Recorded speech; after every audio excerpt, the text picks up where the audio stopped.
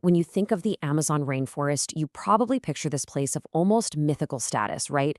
A vast, green, untouchable treasure just teeming with life. But here's the thing. This incredible place, which is literally a vital organ for our entire planet, is in serious trouble.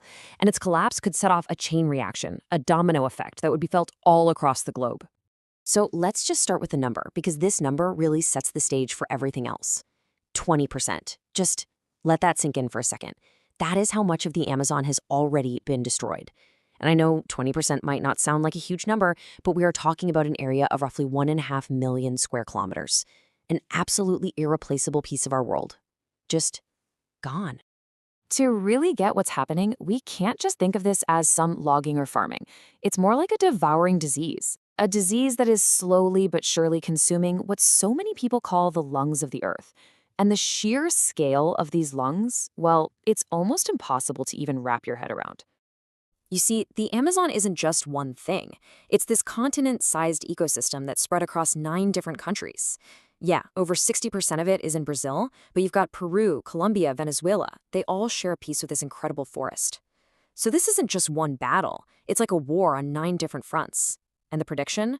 Well, by 2030, which is just a few years away, folks, that 20% loss could easily climb to 30%. So what happens when this forest really starts to fall? What is that very first domino to get knocked over? Well, the impact isn't just local. It's immediate, and it hits our planet's most fundamental systems. The very air that we breathe and the water in our oceans. I mean, think about it. With 390 billion trees acting as this colossal carbon sponge, their destruction means a direct increase in the carbon dioxide in our atmosphere. There's a very good reason we call the Amazon one of the lungs of the Earth. When it can no longer breathe in all that CO2 for us, it just stays in the air. But it doesn't just stay there. All that extra CO2 has to go somewhere, right? Well, a lot of it finds its way into the neighboring Atlantic Ocean, and that is what triggers the next step in this chain reaction. The ocean absorbs the carbon, and that, in turn, makes the water more acidic. And we're not talking about some minor chemical change here. This creates a deadly environment, killing off countless marine creatures and just completely disrupting the entire aquatic food web. Okay, so let's move to the second domino and see how this whole thing builds. From the air and the sea, the disaster comes crashing down onto the land itself.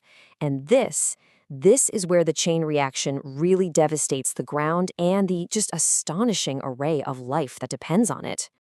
This right here is the brutal, simple truth of the matter. The Amazon isn't just a bunch of trees. It's a cradle of life.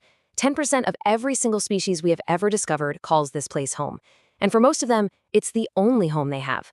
So when the forest disappears, they have nowhere else to go. It's certain extinction. And the scale of this loss is just staggering. I mean, to put it in perspective, we're talking about 40,000 unique species of plants just gone. Then, 2.5 million species of insects.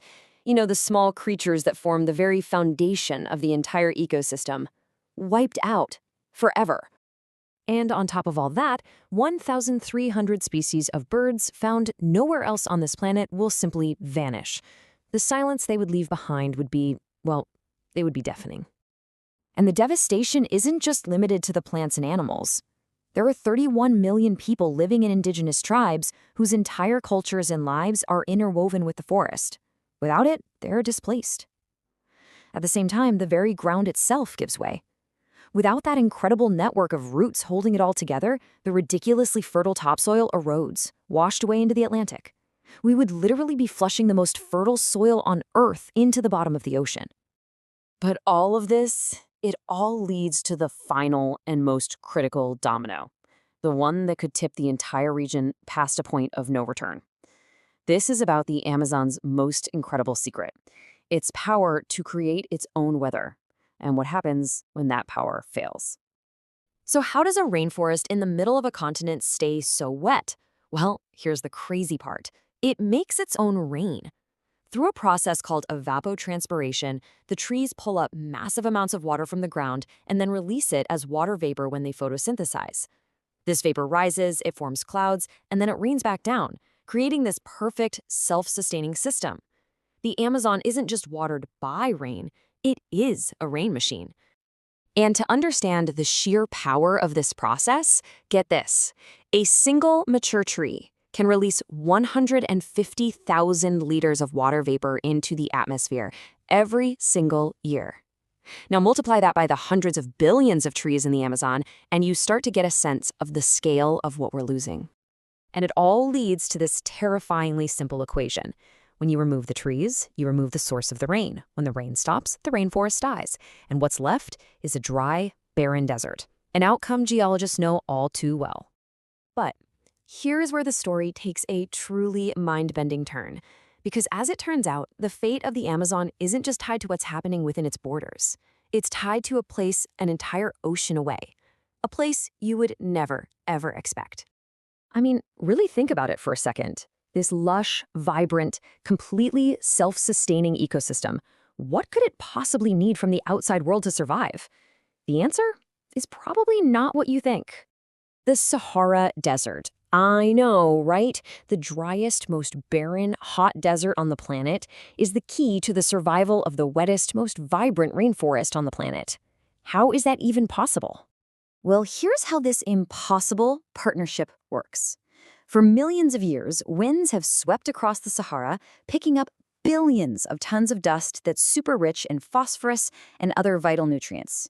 This dust is then carried thousands of miles across the Atlantic, where it falls over the Amazon basin, acting as this gigantic natural fertilizer that constantly replenishes the soil. This incredible connection leads us to one final, really profound theory. It's a theory that questions our very understanding of these two landscapes, and it suggests that what we see today isn't how it has always been, and maybe not how it will always be. So, some geologists and archaeologists believe that just 6,000 years ago, this whole slide would have looked completely different. They argue that the Sahara was actually a lush green forest dotted with rivers and lakes, while the Amazon was a dry, arid desert. And they've got evidence for this, finding the geological traces of those ancient riverbeds right in the middle of the desert today. And the theory gets even bigger. This might not have been a one-time thing. Some scientists are proposing that the Amazon and the Sahara are locked in this massive planetary cycle, literally switching places every few thousand years in this colossal natural rhythm. Which of course leaves us with one final and pretty unsettling question. Are we just witnessing the beginning of the next natural cycle? Or is our destruction of the rainforest actively pushing the planet towards this tipping point, forcing those dominoes to fall way ahead of their time? The answer is something we might just be finding out a lot sooner than we think.